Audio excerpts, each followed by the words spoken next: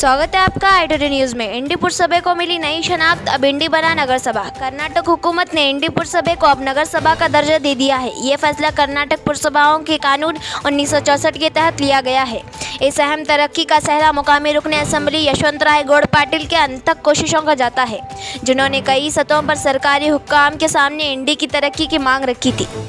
इस ऐलान के बाद कांग्रेस कारकुनान ने शहर में पटाखे फोड़कर खुशी मनाई। अब इंडी को मरकजी और रियासती हुकूमत की शहरी तरक्याती स्कीमों का फ़ायदा मिलेगा, जैसे कि सड़कें, पानी, रोशनी और निकासी आब का बेहतर इंतजाम।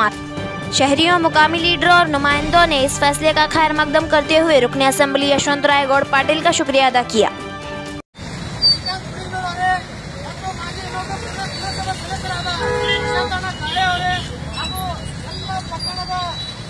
ಪುರಸಭೆ ಎಲ್ಲ ಸದಸ್ಯರುಗಳೇ ಹಾಗೂ ಊರಿನ ಪ್ರಮುಖ ನಾಯಕರುಗಳೇ ಮತ್ತು ಮಾಜಿ ಪುರಸಭೆ ಉಪಾಧ್ಯಕ್ಷರಾದ ಜಗಪ್ಪಣ್ಣ ರವಿ ಅವರೇ ಹಾಗೂ ಇಮಾನ್ ಶೇಖ್ ಅವರೇ ಮತ್ತು ಪುರಸಭೆಯ ಎಲ್ಲ ಸದಸ್ಯರುಗಳೇ ಹಾಗೂ ಇಂಡಿ ಪಟ್ಟಣದ ಮತ್ತು ಸುತ್ತಮುತ್ತಲಿನ ಎಲ್ಲ ಗ್ರಾಮಸ್ಥರೇ, ಇವತ್ತಿನ ದಿವಸ ನಮ್ಮ ಇಂಡಿ ಪಟ್ಟಣವು ನಾವು ಬಹುದಿನಗಳ ಬೇಡಿಕೆಯಾಗಿತ್ತು. ಆದರೆ ಸರ್ಕಾರದ ಒಂದು ಜನಗಣತಿ ಆಗಲಾರದ ಸ್ಥಿತಿ ನಿರ್ಮಾಣವಾಗಿತ್ತು.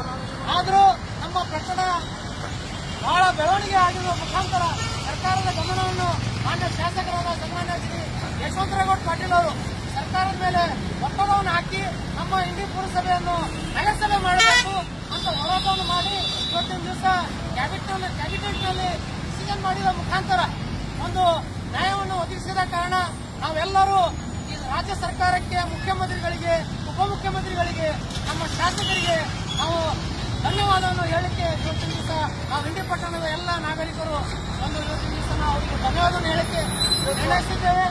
ಮತ್ತು ಎಲ್ಲರೂ ಕೂಡಿಕೊಂಡು ನಾವು ಬೆಳಗ್ಗೆಯಿಂದ ಕಾತುರದಿಂದ ಕಾಯ್ತಾ ಇದ್ದು ವಿಜಯೋತ್ಸವದಲ್ಲಿ ಭಾಗವಹಿಸಿದ ಎಲ್ಲ ನಮ್ಮ ನಾಯಕರುಗಳಿಗೆ, ಪ್ರಮುಖರಿಗೆ, ಊರಿನ ಒಂದು ಪಟ್ಟಣದ ಅಭಿವೃದ್ಧಿಗೆ ಒಂದು ಮುಂದಿನ ದಿನಮಾನಗಳಲ್ಲಿ ಈ ಜಿಲ್ಲೆಯ ಮಾಡಬೇಕು ಅನ್ನೋ ನಮ್ಮ ಶಾಸಕರ ಕನಸಿಗೆ ವಾತಾವರಣ ಮಾಡಿಕೊಟ್ಟಿದ್ದಾರೆ. ಅವರಿಗೆ ಇನ್ನೊಮ್ಮೆ ನಾನು ಧನ್ಯವಾದ ಹೇಳಿ ಈ ಒಂದು ವಿಜಯೋತ್ಸವವನ್ನು ಇದೇ ರೀತಿ ಪುರಸಭೆ ವಿಭಾಗ ಕಾರ್ಯಾಲಯದಲ್ಲಿ ಆಚರಿಸಲಾಗುವುದು. ಎಲ್ಲರೂ ಕೂಡಿಕೊಂಡು ಅಲ್ಲೇ ಒಂದು ಸ್ವಲ್ಪ ವಿಜಯೋತ್ಸವ ಮಾಡೋಣ ಅಂತ ಪಟಾಕಿ ತಿಳಿಸಿ ವಿಜಯೋತ್ಸವ ಆಚರಿಸೋಣ ಅಂತ ಮಾತನ್ನು ಹೇಳಿ ಈ ಒಂದು ಸಭೆಯನ್ನು ಇರಲಿಲ್ಲ. ರಾಷ್ಟ್ರ ಪುಸ್ತಕ ಅಧ್ಯಕ್ಷರು